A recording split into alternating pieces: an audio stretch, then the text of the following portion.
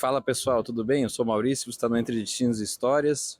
Hoje a gente está aqui em Salvador e nessa ladeira aqui, mais especificamente no sobrado do número 2, que eclodiu uma das mais marcantes revoltas ali do período regencial.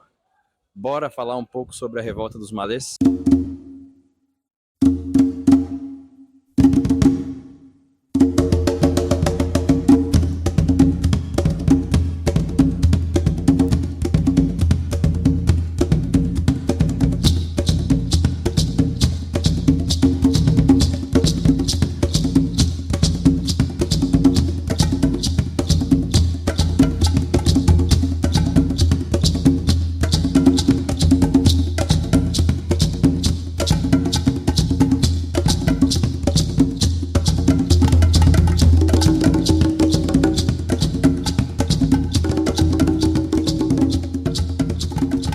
Para falar um pouco sobre revolta dos malês, a gente tem que entender basicamente como era o conceito e o momento que o Brasil vivia naquela época e em que período a gente estava da nossa história.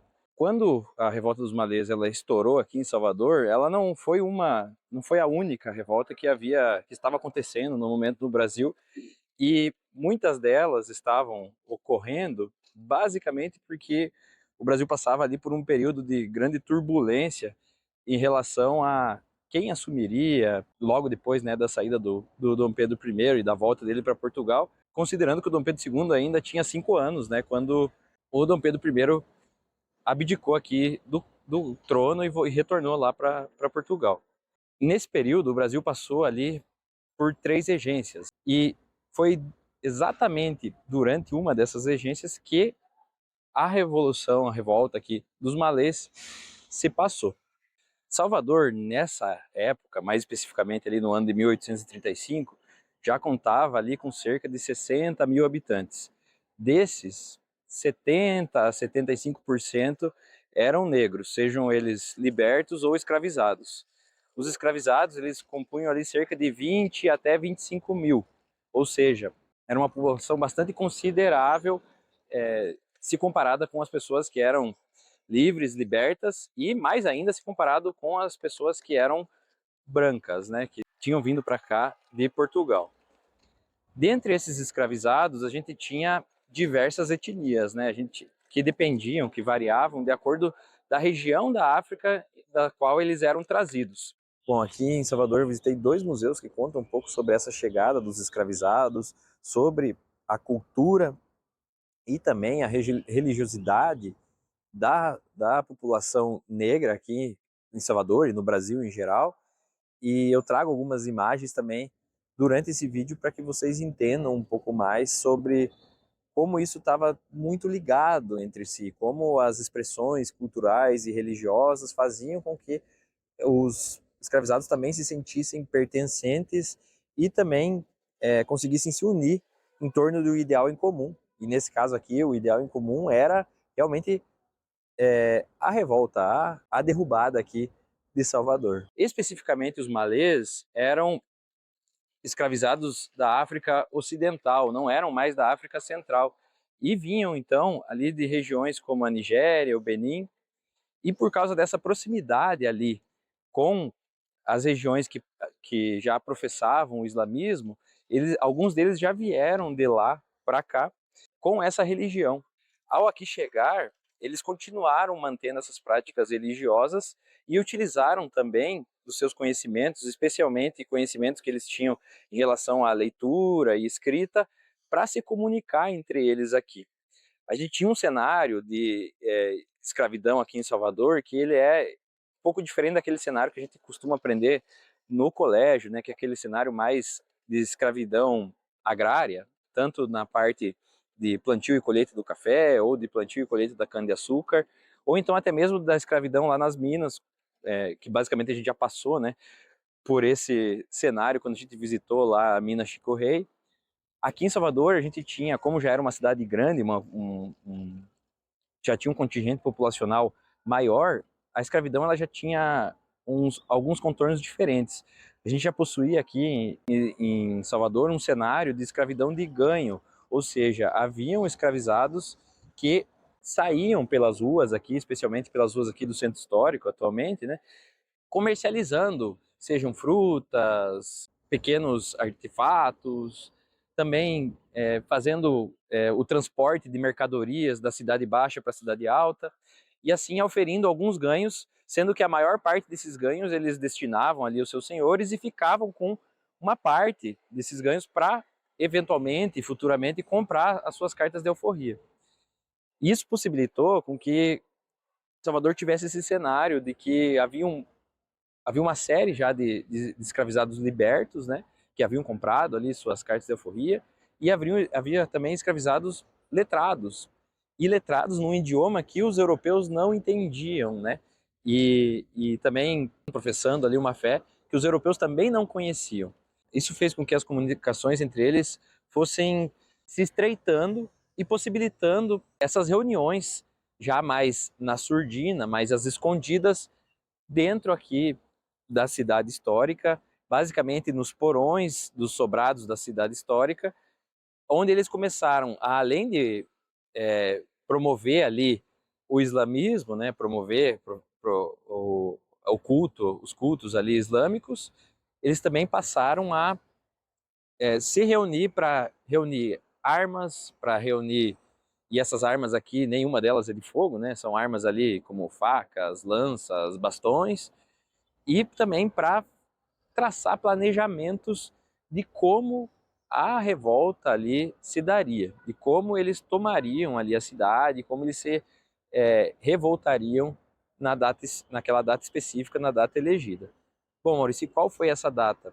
Essa data foi entre os dias 24 e 25 de janeiro de 1835. Basicamente é um dia santo, né?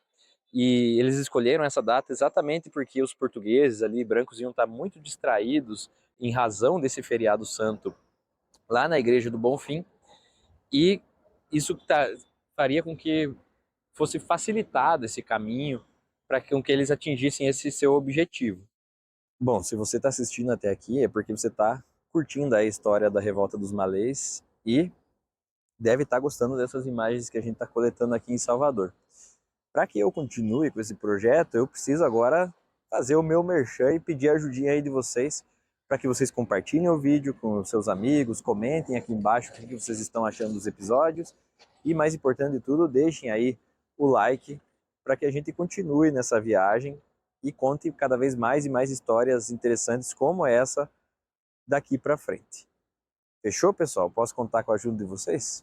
Tá, Maurício, e qual era essa proposta, esse objetivo que eles tinham? Basicamente era formar aqui na Bahia uma república islâmica. Bom, você deve perceber que não deve ter dado muito certo essa revolta, né? Porque o Brasil ele continuou sendo um país predominantemente cristão, por mais que a gente não tenha ali uma religião oficial, né? Atualmente a gente tenha aí todo um sincretismo religioso. E isso já é uma pista ali de como essa revolta ela foi se desenvolvendo e como ela terminou, né? Ou seja, num insucesso. Tá, e como se sucedeu então essa noite do dia 24, madrugada do dia 24 e início ali do dia 25, dia de Nossa Senhora da Guia, onde as festividades ocorriam lá na igreja do Bonfim. Bom, basicamente os escravizados eles estavam reunidos aqui na ladeira, que hoje é a ladeira da Revolta dos Malês, mas na época ainda e anteriormente era a ladeira da praça, que levava até a praça central ali onde tem a prefeitura e a Câmara Municipal. Basicamente, eles se reuniram ali no soprado 2 dessa ladeira, e ali eles tinham reunido uma série ali de armas e de pessoas para que na manhã seguinte eles estourassem esse movimento e tomassem aqui, começassem a tomar Salvador aqui pela parte central histórica primeiro, descessem até o Forte de São Pedro, descessem até o Pelourinho pelo outro lado, mas nada disso deu certo. Isso porque eles foram dedurados, né? Houve ali um X9, na verdade foram dois X9, né? Foi a dona Guilhermina de Souza e o seu Fortunato. Esses dois, a Guilhermina de Souza e o Fortunato, eles eram escravizados também. Ele já liberto. Eles acabaram dando a língua com os dentes ali e contando ali para os seus senhores, seus ex-senhores, que alertaram as autoridades, e essas autoridades elas acabaram chegando antes até os revoltosos. Basicamente, a revolução, então, ela começou de sopetão, porque quando os oficiais chegaram até ali o Sobrado 2 e bateram na porta, eles não viram outra alternativa a não ser antecipar esse plano e sair já de madrugada. Então, eles logo que perceberam que iam ser descobertos ali efetivamente, eles já deflagraram ali a revolta. E ao deflagrar essa revolta, os combates eles começaram desde lá de cima, na frente da Câmara Municipal, onde eles tentaram, inclusive, libertar o líder deles, que estava ali preso, porque, como a gente já viu anteriormente, né, a Câmara ela era formada por Câmara em cima e presídio embaixo, né, e o líder deles ele estava ali preso em razão de uma dívida que o senhor dele tinha. Eles tentaram libertar esse líder, que era o Pacífico Licutã, mas não tiveram sucesso. E aí eles vieram segundo os registros históricos, né, eles vieram descendo aqui sentido Forte de São Pedro. Aqui eu estou na Praça Castro Alves, né, vocês podem ver o elevador Lacerda ali atrás. Basicamente a Câmara Municipal é bem na frente do elevador. Então eles vieram aqui sentido atualmente, né, sentido Forte de São Pedro, Praça 2 de Julho. Ali eles travaram, aqui já na Praça Castro Alves eles travaram algumas batalhas, na Praça 2 de Julho eles também travaram batalhas ali na frente do Forte de São Pedro, nenhuma delas com muito sucesso, e já em menor número, né, eles retornaram foram até o Pelourinho, tentaram lá adesão de mais escravizados, posto que eles eram ali em torno de 600, né, e esses 600 nem todos ali profetizavam ali a fé islâmica, nem todos estavam muito cientes dos planos, então eles não estavam também muito organizados, e o fato de ter tido essa antecipação ali do plano fez com que eles perdessem um pouco também da organização. Eles chegaram lá no Pelourinho e também perderam um pouco mais de efetivo, e posteriormente eles acabaram descendo para a Cidade Baixa, para frente de onde mais ou menos é a sede da Polícia Federal atualmente aqui em Salvador. E ali eles travaram a última das batalhas, já próximo ali ao amanhecer, onde a revolução, a revolta ali, ela acabou sendo totalmente contida. Nesse meio tempo que eles acabaram fazendo todo esse percurso aqui, eles conseguiram ali alguns intentos, como incendiar a casa de alguns dos senhores, né? Mas nada assim muito efetivo, né? Os números finais ali dão conta que 70 deles acabaram morrendo e 9 oficiais também morreram. Além desses 70 que acabaram morrendo, 50 foram presos, outros 60 foram deportados de volta ali para a África. Alguns foram espalhados pelo Brasil, né? E nunca em conjunto, né? Até para que essas ideias não se repetissem para frente. E as reações aqui em Salvador, elas foram bastante fortes em cima desses escravos de ganho, para evitar, né, tentar evitar com que eles se rebelassem mais uma vez, com que eles conseguissem se reunir para se rebelar. Isso fez com que várias proibições ali a respeito dessas vendas que eles efetuavam, a respeito dessas caminhadas que eles faziam, né, libertos, livres, aqui pelo centro histórico, também foram restringidas ali com o tempo, mas, por outro lado, essa revolta dos malês, ela indicou já um cenário que ele vinha se intensificando conforme o tempo, que era um cenário que já vinha desde as formações dos primeiros quilombos aqui no Brasil, da formação dos quilombos maiores, né, como o quilombo aqui dos Palmares, aqui nas Alagoas, né, próximo das Alagoas, e que foi se intensificando também nos centros urbanos, tal como aqui em Salvador e no Rio de Janeiro, no sentido de que a escravidão era algo que não se sustentava, que era algo que não deveria mais acontecer. Só que como a gente já viu, né, ela acabou sendo abolida somente ali 50, 60 anos depois, praticamente, né? Então a gente ainda teve um longo percurso até lá. Como alguns resultados práticos disso, a gente teve já quando da assunção ali do Dom Pedro, algumas das leis lá para inglês ver, que a gente viu, né? Que foram leis que, com base nas pressões da Inglaterra, foram restringindo ali o tráfico de escravizados, né? Seja o tráfico de África para cá e também o interno, o nascimento aí de escravizados já livres. Isso tudo foi desembocar lá no futuro com a assinatura ali da Lei Áurea. Como conclusões importantes, a gente tem aqui algumas delas. A primeira, que é importante destacar, é a de que sim, existiam escravizados letrados, e esses escravizados letrados, eles possuíam um conhecimento bastante extenso e bastante vasto, não só na parte da religião islâmica ali, mas também de literatura, de leitura e de escrita. Isso possibilitou com que essa revolta ela fosse organizada, ali conseguisse se organizar. 2. A religião islâmica ela era sim cultuada aqui, né, professada aqui em Salvador por cerca de pelo menos 600 escravizados. E isso fez com que também, do mesmo modo, essa identidade cultural desses escravizados que vinham ali da região mais da África Ocidental, já num segundo momento ali de tráfico vindo da África, isso fez com que também esse sentimento de união e de identidade facilitasse essa reunião dos escravizados para possibilitar a eclosão ali da revolta dos malês. Em terceiro lugar, conquanto tenha sido tentado ali oprimir ao máximo esses escravizados de ganho e também os escravizados que professavam ali a fé islâmica, isso não fez com que esses dois cenários desaparecessem, né? Continuaram existindo escravizados de ganho e escravizados que professavam ali a fé islâmica continuaram também a existir, especialmente aqui ao norte, já no estado do Sergipe e no estado das Alagoas, onde eles tiveram também suas reuniões, inclusive posteriores a essa ocorrência aqui em Salvador. Por fim, eu acho que o que é mais importante destacar é que, por mais que a gente veja muito no colégio, nos livros de história, sobre revoltas e revoluções que ocorreram durante o período regencial, essas revoltas e revoluções normalmente elas são de elites que eram descendentes de portugueses, tais como ali a Revolução Farroupilha, lá no Rio Grande do Sul, ou então a Inconfidência, ou Cogeração Mineira, ali em Minas Gerais, onde a gente tinha esse componente mais de uma elite se voltando contra o poder monárquico.